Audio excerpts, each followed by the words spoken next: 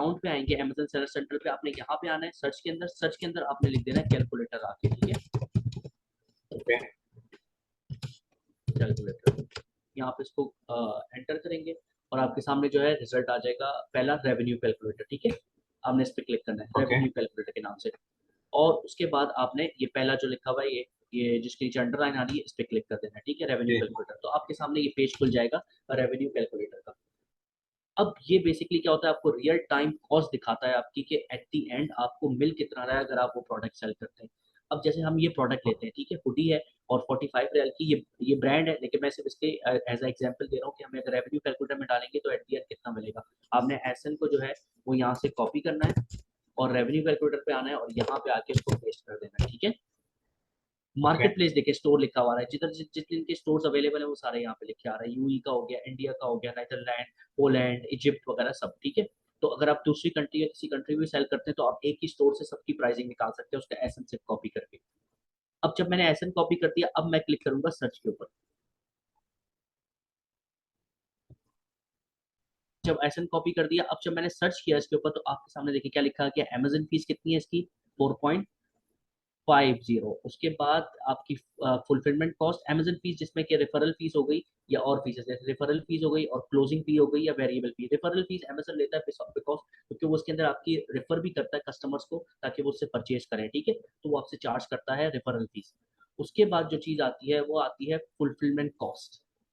Okay fulfilment cost क्या होती है, फुलफिलमेंट कॉस्ट अगर आप खोलेंगे तो अमेजन की जो एफबीए चार्जेस होते हैं जिसमें वो पिक करता है, पैक करता है और शिप करता है कस्टमर को और आपकी कस्टमर डिलीवरी संभालता है, ठीक है। उसके बाद जो चीज आती है वो आती है स्टोरेज कॉस्ट, कि जो आपकी प्रोडक्ट वहां पे पड़ी हुई है उसके ऊपर अगर पर यूनिट सोल्ड के ऊपर आपको कितनी स्टोरेज कॉस्ट पड़ती है, वो 0.52 रियाल है, सही है।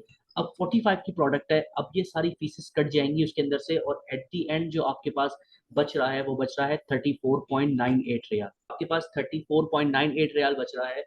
तो अब आपने क्या करना है कि देखें 45 कट गया 34 पर, अब आपने प्रोडक्ट को जाके ढूंढना है कि मुझे जो प्रोडक्ट मिले वो 34 रियाल से कम की मिलनी चाहिए। कभी इस पे नहीं, जो ऊपर ये प्राइस लिखी हुई है इस प्राइस पे, ये तो कस्टमर प्राइस है। आपने जब पूरी कैलकुलेशन आपको मिल जाएगी कितने प्राइस इसके ऊपर कितने जो है फीसेस वगैरह कट रहे, वो काटने के बाद फिर आपने रखना है। फिर आपने ये भी नहीं करना कि जो 34.98 है उसका ही आपने परचेज करनी है। क्यों? फॉर एग्जाम्पल आप इस प्राइस के हिसाब से परचेज करते हैं, कंपटीशन हो गया, फिर आप क्या करेंगे, प्राइस आप मैक्सिमम मतलब मैक्सिमम समझे कि कम प्राइस लेकर आ सकते हैं, बाइंग प्राइस उतना ही आपके लिए अच्छा होगा।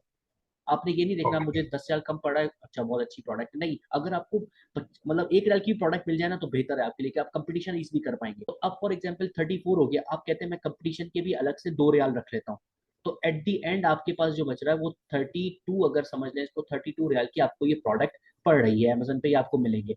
अब आपने ये प्रोडक्ट परचेज करनी है तकरीबन 25 की कर लें, 26 की कर लें, 24 रियाल की कर लें। जैसे फॉर एग्जांपल सप्लायर कहता है कि ये प्रोडक्ट जो है मैं 24 की विद शिपिंग के साथ दूंगा आपको, तो अब विद शिपिंग के साथ आपने unit cost of good sold के अंदर लिख देना है टोटल आपको प्राइस लैंडिंग कॉस्ट के साथ पर यूनिट पे कितनी पड़ रही है।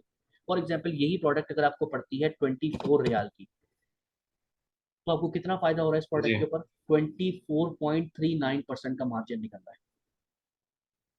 ये नेट प्रॉफिट आपको बच रहा है एक प्रोडक्ट के ऊपर, सही है। नेट प्रॉफिट आपका कितना बच रहा है, 10 रियाल मतलब 11 रियाल समझ लें, ये आपको बच रहा है नेट प्रॉफिट। अब अगर आप जी एस्टिमेटेड सेल्स के ऊपर आते हैं, आप कहते हैं कि प्रोडक्ट अच्छी है, बेस्ट सेलिंग प्रोडक्ट है, 1 महीने में 2 महीने में, या आप अगर फॉर एग्जांपल आप ऑर्डर करते हैं 100 यूनिट्स, तो आपके 100 यूनिट्स बिक जाते हैं तो आपको इतना प्रॉफिट मिलेगा। ये आपका नेट प्रॉफिट है, इसके अंदर आपकी एफबीए फीसेस भी कट गई, आपकी जो है वो कॉस्ट ऑफ गुड भी कट गया। हाँ, इसके अंदर जो एक और चीज शामिल होगी वो रिटर्न। फॉर एग्जाम्पल आपके 100 पीसेस है, ठीक है, 100 पीसेस में से जो रिटर्न आते हैं वो रिटर्न आ गए, फॉर एग्जाम्पल 5 रिटर्न आ गए, क्योंकि क्लोथिंग है, क्लोथिंग में इतना ज्यादा रिटर्न नहीं आते, लेकिन अगर 5 रिटर्न भी आ गए इसके अंदर से तो आपकी 95 बचेंगे, ठीक है। तो आपको 95 प्रोडक्ट का इतना बच रहा है। रिटर्न में मैंने सिर्फ 5 इस वजह से कम किया है, रिटर्न में अमेजन कभी काटता नहीं, आपकी पूरी फीस नहीं काटता, तकरीबन 2% या 1% आपकी रिटर्न फीस काटता है, ठीक है। तो इस जी तरह आप रेवेन्यू कैलकुलेटर यूज कर सकते हैं एफबीए के लिए।